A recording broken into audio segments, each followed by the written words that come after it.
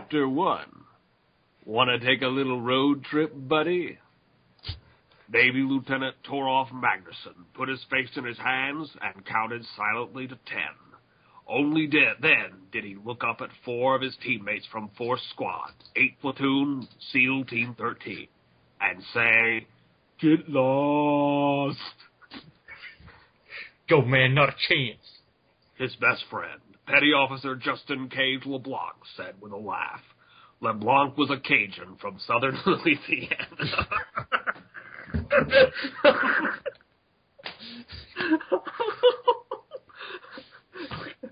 I'm sorry. Just that irony was amusing to me. Okay, hang on. Keep thinking, it sounds like Ronald Reagan.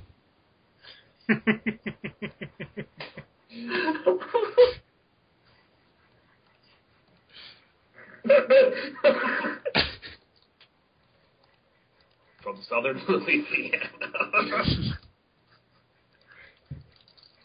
LeBlanc was a... Okay. I can do this. Actually, this will give me a good chance to scroll down, too. Alright, we've gotten through a paragraph and a half. Okay. LeBlanc was a Cajun from southern Louisiana, and the biggest thorn in this sailor's ass when he wanted to be. Like now. Torolf, who was known as Max to his friends, resumed packing.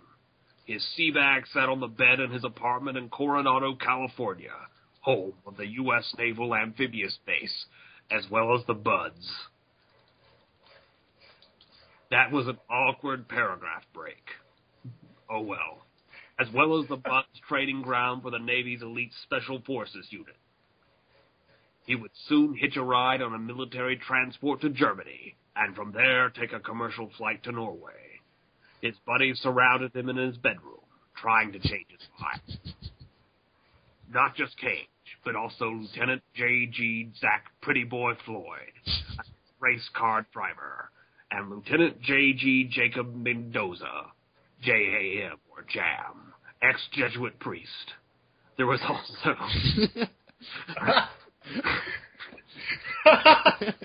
There was also Ensign Merrill Geek Good, a young computer prodigy.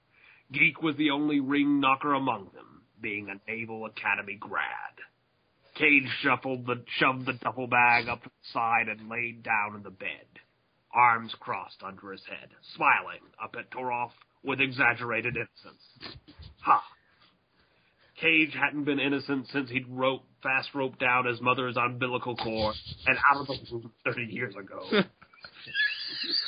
Right now, Cage was playing self-appointed spokesman for this button,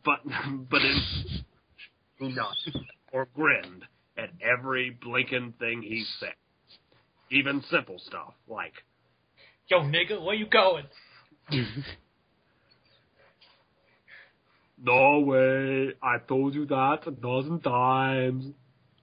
What for, man? Family honor. When you be back? Don't know. You ever come back? Don't know. Yo, man, any danger? Oh, yeah. Nigga, what's the odds? Against me? I don't know. 100 to 1, maybe. Who's the thug responsible? Really vicious invaders. Damn, nigga, that defines any fucking Osama bin Laden. Anybody? Yeah, nigga, that's everybody in the fucking third world, nigga. One in particular who would make Osama and Saddam seem like kindergarteners. Cage frowned. Who the hell want to invade Norway? Torolf refused to answer and continued packing. There was a communal rolling of eyes at his evasiveness. Well, that just about settles it. It was Pretty Boy speaking now. What ought to be going with you there, boy? While he spoke, Pretty Boy flipped through Torov's little black book, which sat next to his wallet on the bureau. Torov grabbed it from him with a snort of disgust. Pretty Boy, who was, well, pretty, according to women from 2 hemispheres, got enough action already. Then Pretty Boy's words sank in.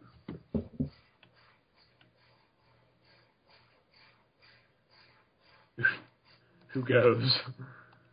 It's you, Torov. What?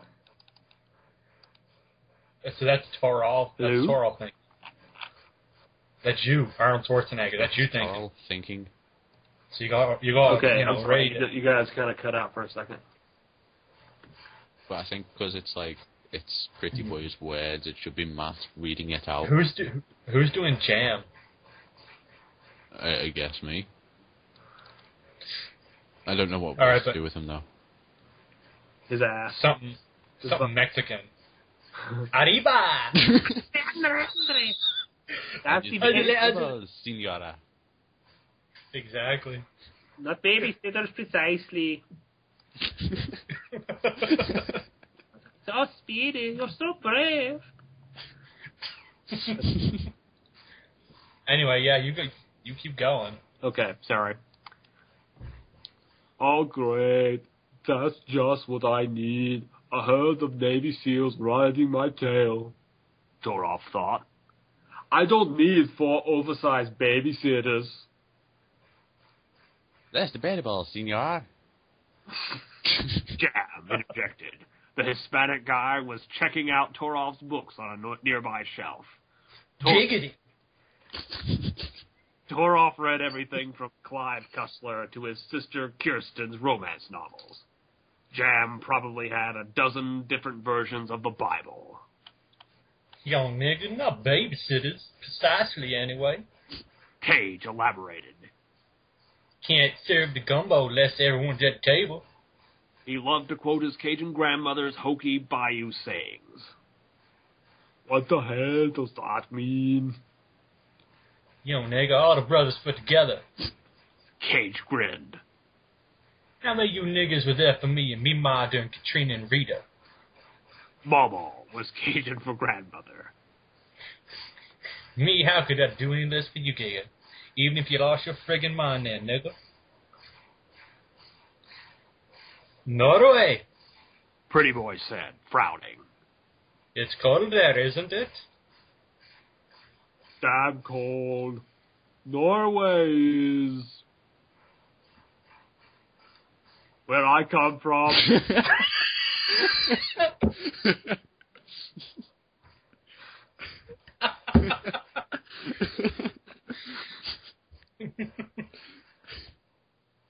I can't even think how to do this in like a Mexican accent. Arriba, for Christ's sake. No, that's fucking Irish. I like that. For Christ's sake, lad, he's gonna start using the Viking bullshit again. Jam might have trained for the priesthood at one time, but he still used the language of a sinner. In fact, after 9/11, he vowed to kill. Every motherfucking terrorist in the world. His exact words, repeated often.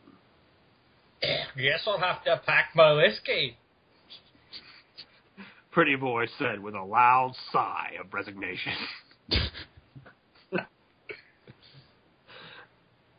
You guys are not going with me. Torov insisted.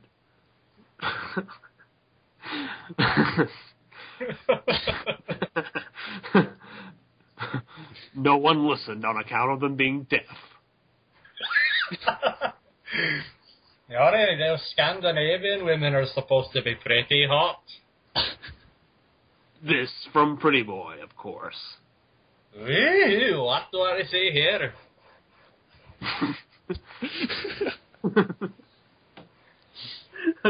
Okay.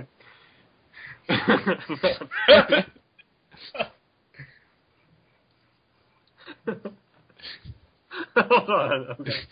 Okay. Go on, Optimus Prime.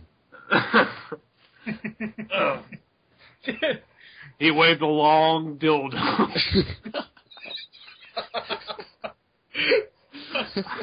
I can do that. I can do that.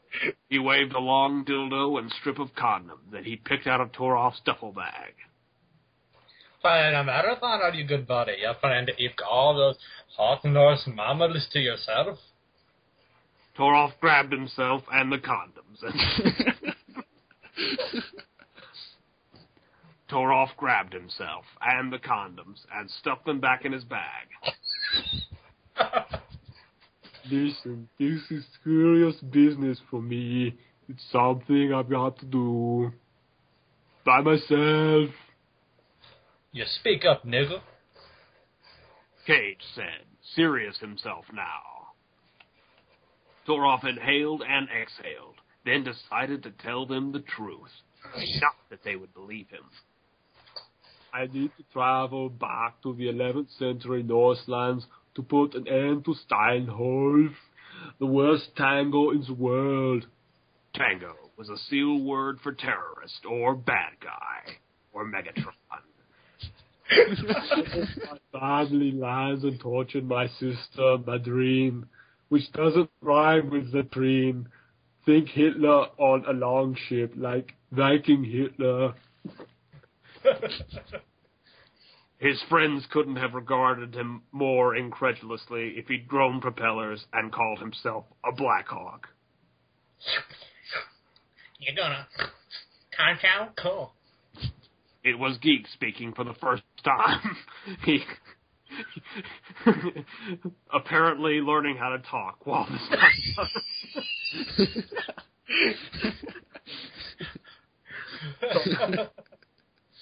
Hey guys. It was Geek speaking for the first time, apparently learning to talk. He'd been sitting at the desk, fiddling with himself.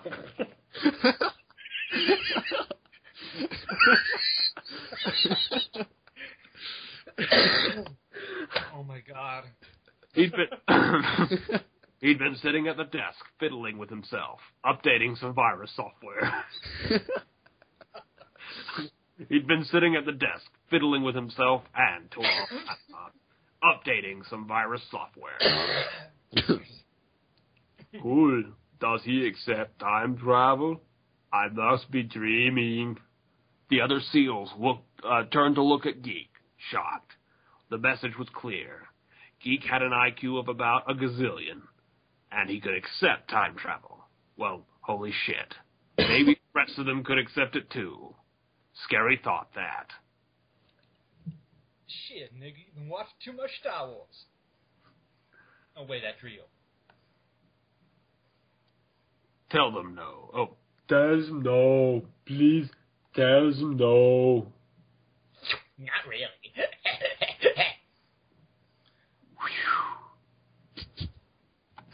Well, not today, anyway, but I think it might be possible in the future.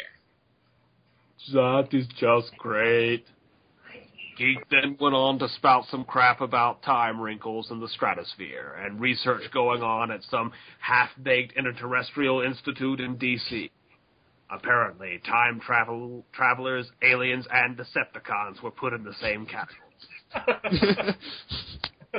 Have you ever been to see Dr. Goldstein this rotation? Yes. Dr. Goldstein was the best base psychiatrist. Oh, Dr. Goldstein. Dr. Goldstein was the base psychiatrist. All SEALs were required to get psychiatric counseling after every live op in which kills were involved. There was a fear that they would go off the deep end over the taking of a human life, even if it was the vilest of tangos.